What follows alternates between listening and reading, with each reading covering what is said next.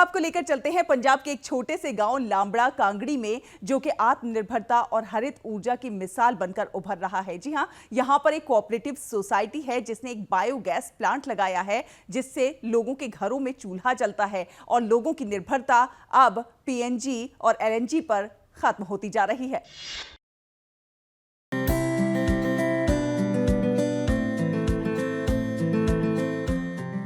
पंजाब के होशियारपुर जिले के गांव लांबड़ा कांगड़ी में स्थित the lambda Kangri cooperative society ने एक सराहनीय पहल की है। सोसाइटी ने ग्रामीणों और राज्य एवं केंद्र सरकार के सहयोग से गांव में एक बायोगैस प्लांट लगाया है, जो सोसाइटी की देखरेख में ही चल रहा है। ये बायोगैस प्लांट लांबड़ा कांगड़ी गांव की सीमा के भीतर ही गांव से करीब 1.5 किलोमीटर की दूरी पर स्थित है। इस प्लांट के माध्यम से गांव के 44 घरों को गैस की सप्लाई की जा रही है। सोसाइटी ने गांव में खंभों पर पाइपलाइन बिछाकर घर घर गैस पहुंचाने का प्रोजेक्ट तैयार किया है। कोई भी ग्रामीण सोसाइटी के पास सिक्योरिटी जमा करवाकर बायोगैस का कनेक्शन ले सकता है।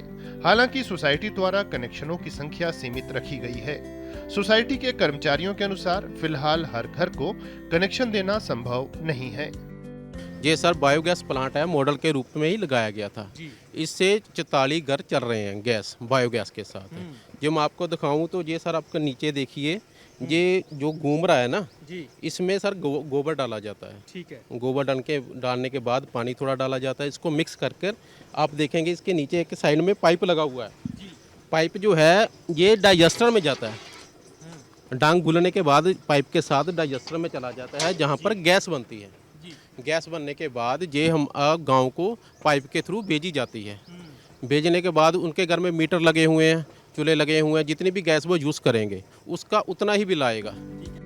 प्लांट के लिए हर रोज सुबह 8 बजे गांव से ही ट्रॉली के जरिए गोबर इकट्ठा किया जाता है।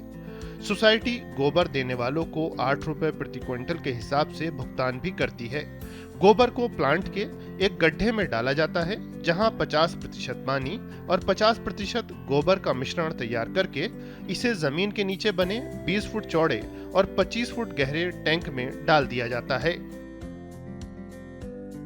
सर ये जो आप खड़े हैं ना, जहाँ पर हम, इसके नीचे है वो डाइजेस्टर बना हुआ है। ठीक है। वो 20 बाई 25 का है, जिसमें गैस बनती है सर। इसके बाद सर आप देखेंगे जो टैंकर है हमारा, जो टैंकर है स्लरी जो खाद बन जाती है ना, वो इसके सेल करते हैं हम। ये एक टैंकर 6000 लीटर का है। ये 1000 रुपये का टैंकर हम जिम्मेदार को सेल कर देते हैं। इस टैंक से पैदा होने वाली गैस पाइपलाइनों के जरिए गांव तक पहुंचती है।